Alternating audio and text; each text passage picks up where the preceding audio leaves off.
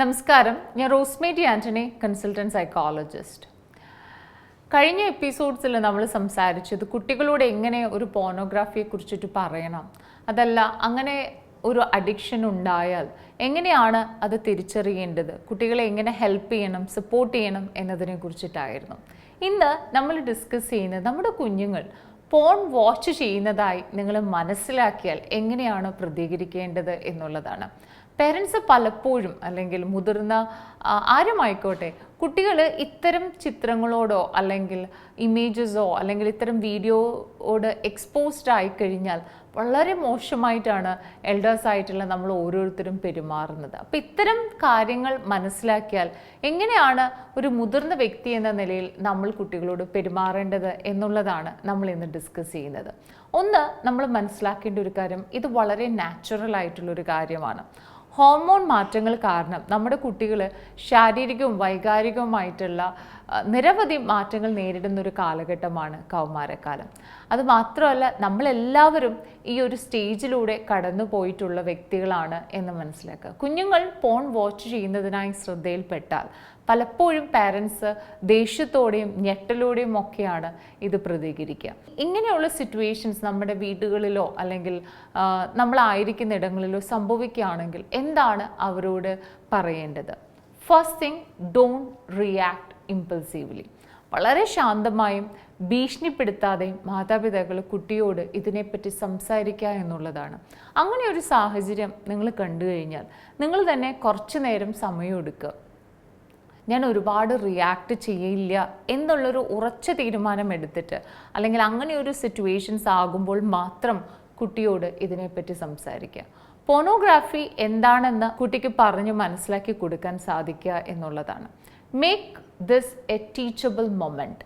നിങ്ങൾ അങ്ങനെ കാണുകയാണ്, നിങ്ങളുടെ കുട്ടി ഒരു പോർണോഗ്രാഫി കാണുന്നുണ്ട് അല്ലെങ്കിൽ അങ്ങനത്തെ വീഡിയോസ് സൂക്ഷിക്കുന്ന ഒരു വ്യക്തിയാണ് എന്ന് മനസ്സിലാക്കുമ്പോൾ നിങ്ങൾ മനസ്സിലാക്കേണ്ട ഒരു കാര്യം, this is the best moment for me to teach my child എന്നുള്ളതാണ്.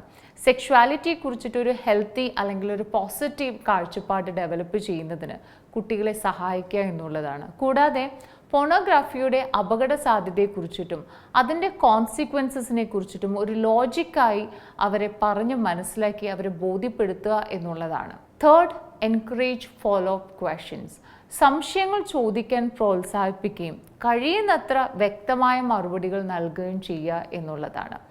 Make it clear that it is not okay to continue watching pornography. സുരക്ഷിതമായ ഇൻ്റർനെറ്റ് ഉപയോഗിക്കുവാൻ കുട്ടികളെ എൻകറേജ് ചെയ്യുക. അതോടൊപ്പം തന്നെ പോർണോഗ്രാഫി ഒരിക്കലും ഒരു ഹെൽത്തി സെക്ഷുവാലിറ്റിയുടെ ഭാഗമല്ല എന്ന് കുട്ടികളെ ബോധ്യപ്പെടുത്തുക എന്നുള്ളതാണ്.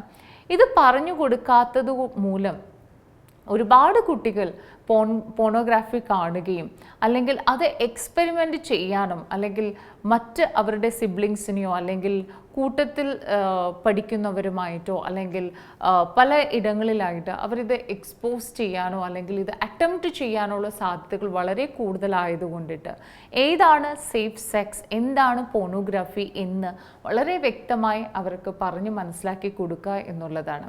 കർട്ടേൽ ഫ്യൂച്ചർ എക്സ്പോഷർ. കുട്ടി എങ്ങനെയാണ് പോൺ കണ്ടന്റിലേക്ക് എത്തിച്ചേരുന്നത് എന്ന് മനസ്സിലാക്കുകയും നിയന്ത്രണങ്ങൾ ഏർപ്പാടാക്കുകയും ചെയ്യണം ആസ് എ പാരൻറ്റ്. ഡിവൈസുകളിൽ പാരൻ്റൽ കൺട്രോൾ സിസ്റ്റം ഉപയോഗിക്കുക. സ്വകാര്യമായി ഉപയോഗിക്കാൻ ഡിവൈസസ് നൽകാതിരിക്കുക. പലപ്പോഴും കുട്ടികൾ നമ്മുടെ അടുത്ത് നിന്ന് ഡിവൈസസ് മാറ്റി ഒരു സ്വകാര്യമായിട്ടുള്ളൊരു പ്ലേസിലേക്ക് പോവുകയാണ് എങ്കിൽ അതൊന്ന് മോണിറ്റർ ചെയ്യാനും അതെന്താ ചെയ്യുന്നത് എന്ന് മനസ്സിലാക്കാനും സാധിക്കുക, ഒരു ഇനിഷ്യേറ്റീവ് എടുക്കുക എന്നുള്ളതാണ്. ചെറിയ കുട്ടികൾക്ക് മുതിർന്നവരുടെ സാന്നിധ്യത്തിലും നിയന്ത്രണത്തിലും മാത്രം സ്ക്രീൻ ടൈം അനുവദിക്കുക എന്നുള്ളതാണ്.